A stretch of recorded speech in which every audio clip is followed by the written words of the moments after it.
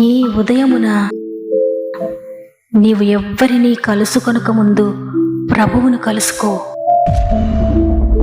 నీవు ఎవ్వరినీ చూడకముందు ప్రభువును చూడు. నీవు ఎవ్వరితో మాట్లాడకముందు ప్రభువుతో మాట్లాడు. నీవు దేనిని వెదకకముందు ఆయన రాజ్యములో నీతిని వెదకు.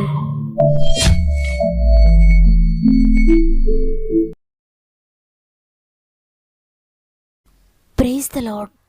గాడ్ ఫస్ట్ అనే ఆధ్యాత్మిక కార్యక్రమాన్ని వింటున్న ప్రియ దేవుని బిడ్డలారా, మరి ఒకసారి మిమ్మల్ని అందరినీ కార్యక్రమానికి ఆహ్వానిస్తూ ప్రభు నామములో నా యొక్క ప్రత్యేకమైన శుభములు మీ అందరికీ తెలియజేస్తున్నాను. మీరు, మీ కుటుంబాలు, మీ పరిస్థితులన్నీ ఎలా ఉన్నాయి? ఈ ఉదయాన ఏదైనా కలవరంతో నిద్రలేచారా? ఏదైనా బాధ మిమ్మల్ని వెంటాడుతూ ఉందా? ఏమీ భయపడకండి. మనము నమ్మిన ప్రభు కృప కలిగిన వాడు. ఆయన కృప మీకు తోడై ఉంది. ఈ లోకం విడిచిపెట్టినట్లుగా కష్టంలో, నష్టంలో, అనారోగ్యంలో ఆయన విడిచిపెట్టే దేవుడు కాదు. మీరు కష్టంలో ఉన్నప్పుడు, వ్యాధిలో, మంచంపై ఉన్నప్పుడు మీకు తోడుగా ఉండే గొప్ప దేవుడు ఆయన.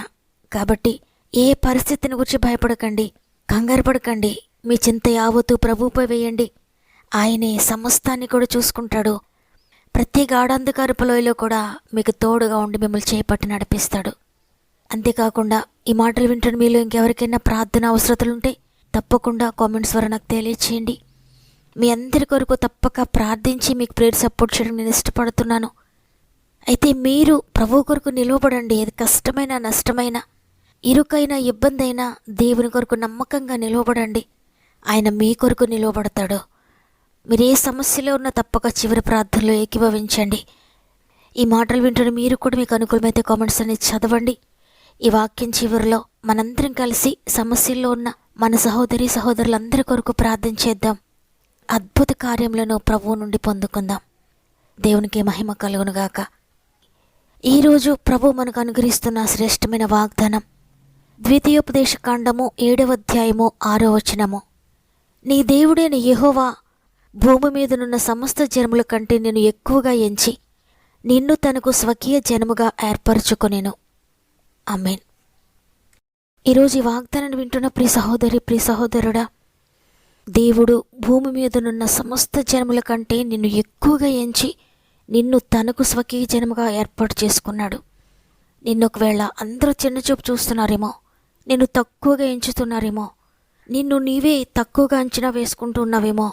నేనేముందులే, నాలో ఏముంది, నేనెంతటి దానను, ఎంతటి వాడను, నేనెందుకు పనికిరాను, నా వల్ల ఎవరికి ఉపయోగం లేదు, నేనేమీ చేయలేకపోతున్నాను, నాకు ఆరోగ్యం లేదు, నాకేమీ లేదు, అందువల్లే నా వారందరూ కూడా నన్ను తక్కువగా చూస్తున్నారు అని నీవు అనుకుంటూ ఉన్నావేమో. అయితే సృష్టికర్త అయిన దేవుడు నిన్ను ఈ భూమి మీదనున్న సమస్త జనముల కంటే ఎక్కువగా ఎంచుతున్నాడు. ఎందుకంటే నీవు ఆయనకు ప్రత్యేకమైన వాడవు, ప్రత్యేకమైన దానవు. నీవు ఆయనకు చాలా స్పెషల్. దేవుడు చేసిన ఈ విశాలమైన సృష్టి అంతటిలో కోట్ల మంది మనుషుల్లో కూడా నువ్వు ప్రత్యేకమైన వాడవు, ప్రత్యేకమైన దానవు. అందుకే ఇన్ని కోట్ల మందిలో నీ వ్రేలి ముద్ర ప్రత్యేకమైంది. ఈ ప్రపంచంలో ఎవరి దాంతో కూడా మ్యాచ్ కాదు. అంత ప్రత్యేకంగా దేవుడు నిన్ను చేసుకున్నాడు. చూడండి, రోమా 8వ అధ్యాయము 19వ వచనంలో వ్రాయబడి ఉంది, దేవుని కుమారుల ప్రత్యక్షత కొరకు సృష్టి మిగుల ఆశతో ఎదురు చూస్తుంది అని. దేవుడు సృష్టించిన ఈ సృష్టి అంతా, ఈ భూగోళము, ఆకాశ మహాకాశములు దేవుని కొరకు ఎదురు చూడడం లేదు, కానీ దేవుని పిల్లలుగా పిలువబడుతున్న నీ కొరకు, నా కొరకు ఎదురు చూస్తుంది. దేవుని బిడ్డలైన వీరు ఏం చేయబోతున్నారు, వారు ఎలా ఉండబోతున్నారు, ఇన్ని కోట్ల మందిలో ఎవరు దేవుని రాజ్యానికి వారసులవుతున్నారు, ఎవరు దేవుని రాజ్యాన్ని స్వతంత్రించుకోబోతున్నారు, ఎవరి పేరు జీవగ్రంథంలో వ్రాయబడబోతుంది అని మన కొరకు సృష్టి అంతా కూడా మిగుల ఆశతో ఎదురు చూస్తోంది. దేవుడు నిన్ను ఆర్డినరీగా ఉండడానికి, సామాన్యంగా బ్రతకడానికి పిలవలేదు.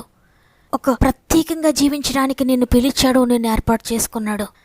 ఈ ప్రపంచమంతా నీ వైపు చూసే విధంగా, నీ ప్రార్థన కొరకు ఎదురు చూసేవారిగా, నీ మాటల కొరకు ఎదురు చూసేవారిగా నీ ఉండాలని ఆయన నిన్ను ఎన్నుకున్నాడు. మీరు కేవలం మీ కుటుంబం కోసమే కాదు, మీరు కేవలం ఉద్యోగం కోసమే కాదు, మీరు కేవలం వ్యాపారం కోసమే కాదు, నిన్ను పిలిచినది, నిన్ను ఏర్పాటు చేసుకున్నది అందరి వల్లే సామాన్యంగా జీవించి, అందరి వల్లే ఆహారం సంపాదించుకుంటూ, కుటుంబాన్ని పోషించుకుంటూ బిడ్డలను పెంచుకుంటూ సామాన్యంగా 60-70 సంవత్సరాలు గడిపి వెళ్ళిపోవడానికి కాదు, భూలోకాన్ని తలక్రిందులు చేసి వారిగా మిమ్మల్ని చేయాలని కోరుకొని నిన్ను ఏర్పాటు చేసుకున్నాడు. మీ కుటుంబం అంతటిలో నుండి నిన్ను పిలిచాడు, నిన్ను ప్రత్యేకపరుచుకున్నాడు. నీకు ఆయన తను కనపరుచుకున్నాడు. ఆయన ప్రేమను వెల్లడిపరిచాడు. ఆయన బిడ్డగా చేసుకున్నాడు. అనేక మంది ఆయనను కనుగొనలేకపోతున్నారు, కానీ నీకు ఆయన దొరికాడు. నిన్ను ఆయన ప్రత్యేకపరుచుకున్నాడంటే నువ్వు ప్రత్యేకంగా ఉండాలని. నీవు లోబడితే నిన్ను అనేక మందికి ఆశీర్వాద కారణంగా నిలబెడతాడు. నీవు లోబడితే ప్రపంచమంతా నీ వైపు చూచేలా నిన్ను అభిషేకిస్తాడు, నిన్ను వాడుకుంటాడు ఆయన కొరకు. కాబట్టి ఎవరు నిన్ను తక్కువగా ఎంచుతున్నారని, ఎవరు నిన్ను తీసిపడేస్తున్నారని, ఎవరు నిన్ను హేళనాస్పదంగా చూస్తున్నారని దిగులు పడద్దు. నిన్ను ప్రత్యేకపరిచిన సృష్టికర్తైన దేవుడు ఈరోజు నీతో మాట్లాడుతున్నారు. నీవు ఆయనకు కావాలి. ఈ లోకంలో ఎవరికో నీవు అక్కర్లేదని బాధపడద్దు. సృష్టికర్తే నిన్ను పిలుస్తున్నాడు. ఆయన కొరకు నిన్ను జీవింపచేయాలని చూస్తున్నాడు. ఈరోజు నన్ను నేను నీకు సమర్పించుకుంటున్నానయ్యా, నాలో ఏముందని, నేను నీకేమవుతానని నన్ను పిలిచారు, ఏమీ లేని నన్ను ఏర్పాటు చేసుకున్నావయ్యా అని హృదయపూర్వకంగా మనలను మనం ఆయనకు సమర్పించుకుందాం. ఏమవుతానో అని నీకేమీ చేశానని నదిలా ప్రవహించెను నీ ప్రేమ.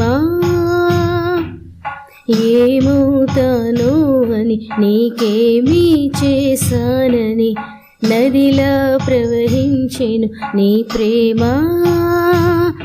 అమ్మా నాన్న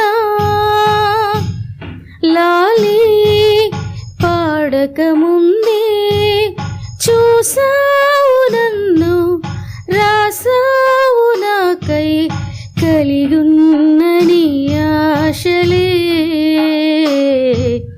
కలిగున్న నీ ఆశలే. ఏమవుతానో అని నీకేమీ చేశానని నదిలా ప్రవహించెను నీ ప్రేమ. మంటినైనా నన్ను చూచి సారెపై నన్ను మలచి పేరు పెట్టి నన్ను పిలచి విలువనిచ్చినావు. మంటినైనా నన్ను చూచి సారెపై నన్ను మలచి పేరు పెట్టి నన్ను పిలచి విలువనిచ్చినావు. పగిలిన పాత్రను పట్టించుకున్నావు, గాయాల చేతితో అతికించుకున్నావు. ఏమవుతానో అని నీకేమీ చేశానని నదిలా ప్రవహించెను నీ ప్రేమ. ఏమవుతానో అని నీకేమీ చేశానని నదిలా ప్రవహించెను నీ ప్రేమ. అమ్మా నాన్న లాలి పాడకముందే చూసావు నన్ను, రాసావు నాకై కలిగున్న నీ ఆశలే, కలిగున్న నీ ఆశలే,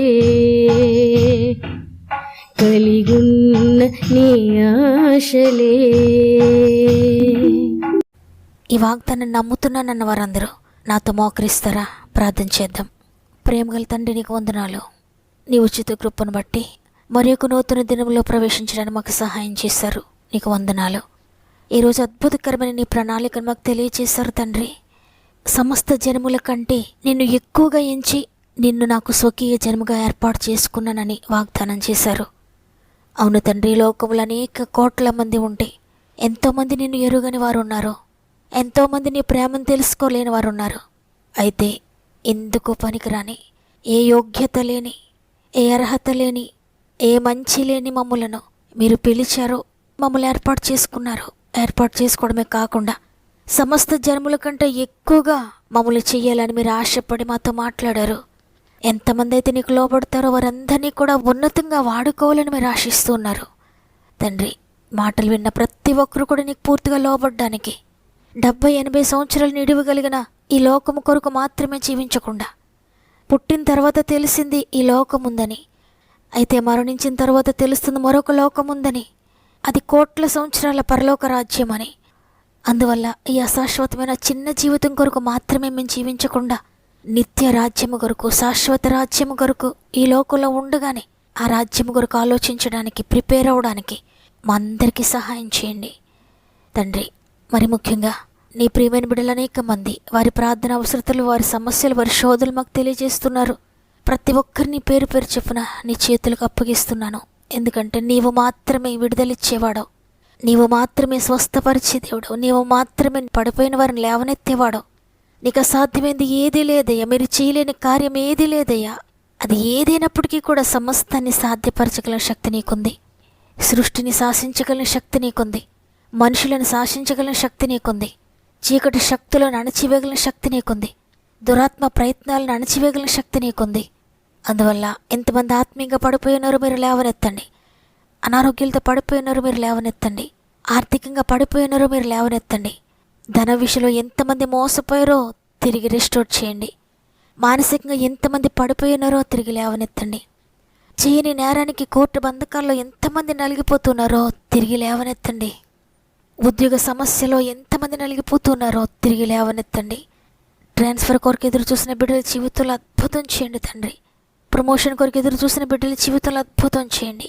జాబ్స్ కొరకు ఎదురు చూస్తున్న వారు, గవర్నమెంట్ జాబ్స్ కొరకు ఎదురు చూస్తున్న వారందరి జీవితంలో అద్భుతం చేయండి. గర్భఫలం లేక కన్నీటితో ఉన్న ప్రతి బిడ్డ గర్భమును తాకండి నేను అద్భుతం చేయండి. వివాహాలు కాలేదని ఎంతమంది కృంగిపోతున్నారో పరిశుద్ధాత్ముడు అద్భుతం చేయండి. మార్గం తెరవండి. స్వంత గృహాలు లేక నలిగిపోతున్న బిడ్డలకు స్వంత గృహాలు ఇవ్వండి. గృహాలు ప్రారంభించి మధ్యలో ఆగిపోయిన ప్రతి గృహమును తిరిగి ప్రారంభించి కంప్లీట్ చేయండి. ఎగ్జామ్స్ రాస్తున్న బిడ్డలందరికీ తోడే ఉండండి. రిజల్ట్స్ కొరకు ఎదురు చూసిన బిడ్డలకు చక్కటి రిజల్ట్స్ దయచేయండి. వ్యాపారాలను అభివృద్ధి చేయండి. వ్యవసాయాలను అభివృద్ధి చేయండి. చేతి వృత్తులను దీవించండి. డ్రైవింగ్ చేసిన బిడ్డలకు తోడుగా ఉండండి. చేసే ప్రతి పనిని ఆశీర్వదించండి. విడిపోయిన భార్యాభర్తలు తిరిగి కలపండి. పొలము అమ్ముడవ్వాలని ఎంతమంది బిడ్డలు ఎదురు చూస్తున్నారో అద్భుతకరంగా మీరు కార్యం జరిగించండి. గృహాలు అమ్ముడవ్వాలని ఎంతమంది ఎదురు చూస్తున్నారో అద్భుతం చేయండి. కొనాలని ఎంతమంది ఎదురు చూస్తున్నారో వారి జీవితంలో అద్భుతం చేయండి. గర్భంతోని బిడ్డలను ప్రత్యేకంగా చేతిలో పెడుతున్నాను. 9 నెలలు మీరు తోడుగా ఉండి సేఫ్ డెలివరీ స్థాయి చేయండి. ఈరోజు ప్రత్యేకంగా పుట్టినరోజులు, పెండ్లి రోజులు జరుపుకున్న వారందరినీ కూడా నీకు అప్పగిస్తున్నాను. ఈ సంవత్సరం అంతా మీరు తోడుగా ఉండి నీ పరిచర్యలు బలమైన సాధనలుగా వాడుకోండి.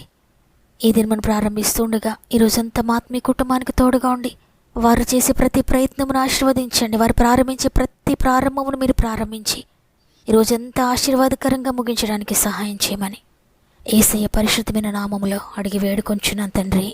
ఆమెన్. ఈరోజు ఈ మాటలు విన్న ప్రియ తమ్ముడు, ప్రియ చెల్లి, ప్రియ అక్క, అన్న, నిన్ను గూర్చి అన్నీ తెలిసి దేవుడు నిన్ను ఎన్నుకున్నాడు, నిన్ను ఏర్పాటు చేసుకున్నాడు. నీవు ఆయనకు లోబడితే నిన్ను అభిషేకించి నిన్ను వాడుకోవాలని ఎదురు చూస్తున్నాడు. ఆయనకు లోబడతావా? నేను లోబడతానన్న వారందరూ ఆమెనని చెప్పండి. ఆమెనని కామెంట్ చేయండి. మీకు తెలిసిన వారందరికీ వాగ్దాన్ని తప్పక షేర్ చేయండి. అనేక మందికి షేర్ చేస్తూ వాక్య పరిచర్యలో పాలు పొందుతున్న మిమ్ముల్లో, మీ కుటుంబాలను దేవుడు దీవించి ఆశీర్వదించునుగాక. దీవించితమైతే తిరిగి రేపు అందరం కలిసి ఆయనను స్తుతిందాం. అంతవరకు ప్రభు మీకు, మీ కుటుంబాలకు తోడయుండి నడిపించునుగాక. God bless you.